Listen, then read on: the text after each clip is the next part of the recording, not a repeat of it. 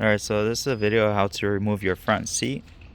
So you're gonna have to have power to the car so you could slide the seat front and back. Then we're using a TP 45 Torx. It's a 6-point Torx. So TP 45.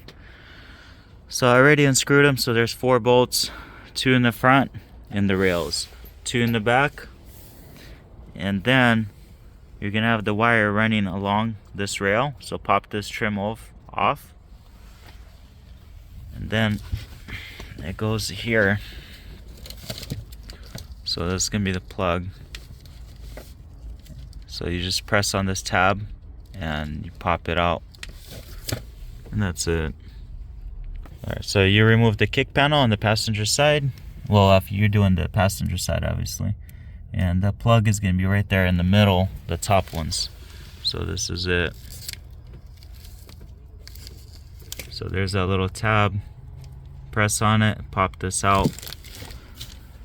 So it does have a long wire. Most cars, the wire is split under the seat. You're just going to have a couple plugs. You could just unplug them under the seat. This is designed like this. So far I couldn't find a video how to do this. So yeah.